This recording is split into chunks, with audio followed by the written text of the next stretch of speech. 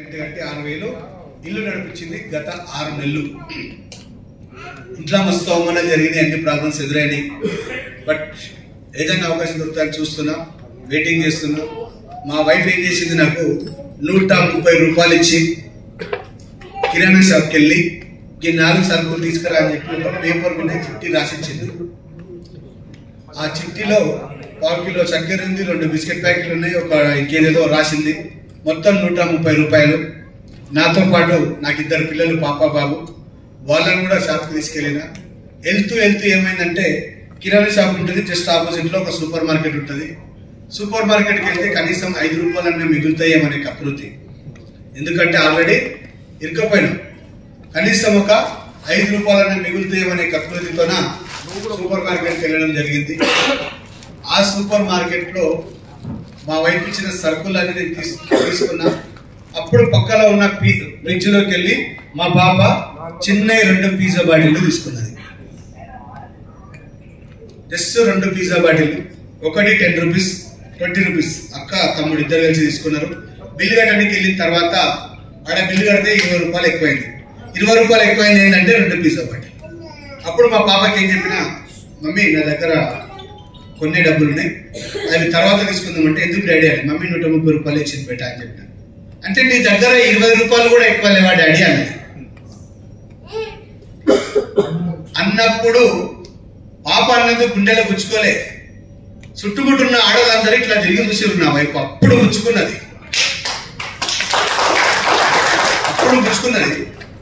ఏమనకుండా 20 రూపాయల 6 కిలో చక్కెర పక్కట్టి 2 pizza bottle గవర్లు వేసుకొని ఇంటికి తీసుకొచ్చి ఇచ్చి, మళ్ళీ మా వైపుతోన 20 రూపాయలు తీసుకెళ్లి ఆ చక్కెర తెచ్చిచ్చి ఇంట్లో ఇచ్చిన తర్వాత మధ్యాహ్నం మంచమైన విషయం దేవుడికి ఒకటే చెప్పిన, ఎందుకు ఈ బతికిచ్చినావు, ఇస్తేనేమో మంచి అవకాశం, లేకుంటే ఏదన్నా ఒకటి చేయి, ఈ కర్మ ఎందుకు అని చెప్పి దేవుడికి చెప్పిన. కానీ చెప్ప మాత్రం బలంగా చెప్పిన, ఏదో ఉత్తగా చెప్పలే. ఆయన కూడా అర్థమైనట్టుంది. అర్థమైంది కాబట్టి ఆయన ఏం చేసిందంటే, జస్ట్ సాయంత్రం 5 గంటలకి ఒక ఫోన్ వచ్చింది వరంగల్ నుంచి. రవీంద్రాచారి సారు, మా గురువు గారు, నా దేవుడు, నా దైవము. ఈరోజు అతను లేకపోతే నేను లేను. అతని ద్వారా ఒక ఫోన్ వచ్చింది. ఆ ఒక్క ఫోన్ నా జీవితాన్ని మార్చింది. ఆ ఒకే ఒక ఫోన్ కాల్తోన మా గురుగారు, మా దేవుడు నాకు ఈ అవకాశం ఇచ్చిండు. ఈ అవకాశాన్ని వాడుకొని నేను ఈరోజు 2 కోట్ల ఇన్కమ్ తీసుకొని మీ ముందుకు వచ్చిన. ఉత్తగా రాలే మంట పెట్టుకొని మార్కెట్లోకి వచ్చిన. డబ్బులు సంపాదించాలనే పట్టుదల, కసి, మంట పెట్టుకొని వచ్చిన. అంతరిక్షం పోవాలని గోల్ పెట్టుకున్నావు. పక్కల సైకిల్ ఉంది, పక్కల రాకెట్ ఉంది. ఏది ఎంచుకుంటావు?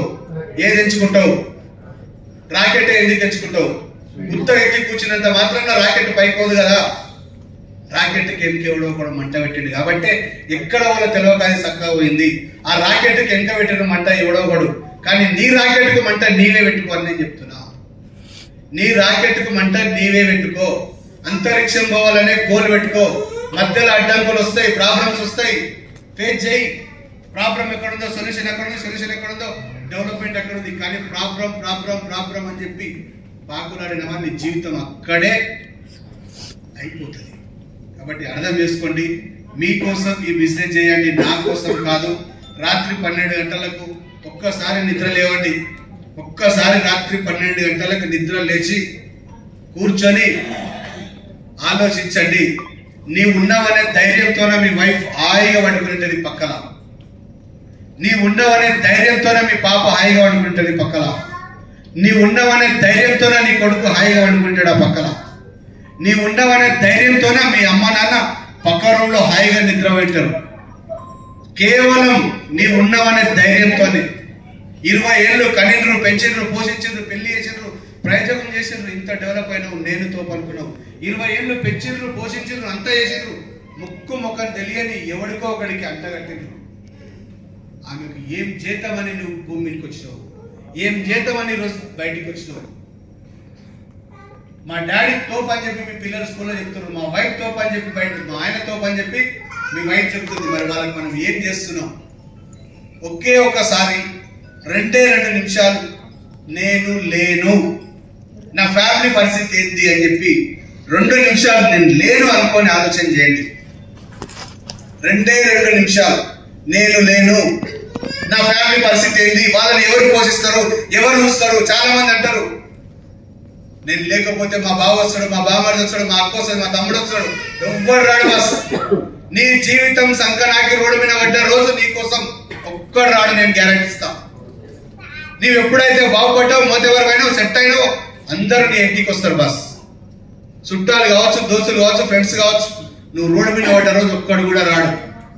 బట్ అవకాశాలు కూడా మళ్ళీ మళ్ళీ రావు. ఈ అవకాశం నీ దగ్గరకు వచ్చింది. ఒక్కసారి ఆలోచించి అద్భుతంగా నిర్ణయం తీసుకో, నిన్ను నువ్వు మార్చుకో.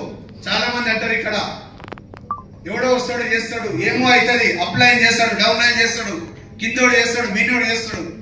ఎవడు చేయడు. నీ కోసం నువ్వు ఏం చేస్తున్నావు, ఎలా చేస్తున్నావు, ఎందుకు చేస్తున్నావు, ఎవరి కోసం చేస్తున్నావు, నువ్వు చేసే పనిలో ఫలితం ఎంతుంది, నష్టం ఎంతుంది, కష్టం ఎంతుంది, లాభం ఎంతుంది, ఇంప్రూవ్మెంట్ ఏం చేసుకోవాలనుకుంటున్నావు, ఎక్కడ రెస్పెక్ట్ ఇస్తున్నావు, ఎక్కడ రెస్పెక్ట్ ఇస్తలేవు, ఎందుకు నిన్ను కోల్పోతున్నావు. ఒక్కసారి ఆలోచన చేసుకొని మీ లైఫ్ ను ముందుకు తీసుకెళ్ళండి. మిమ్మల్ని మించిన తోపి దునియాలో ఎవరు